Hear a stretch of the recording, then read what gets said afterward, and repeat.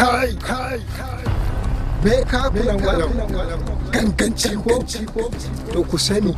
wannan fadar sarkin aljanu ce sama da shekara dubu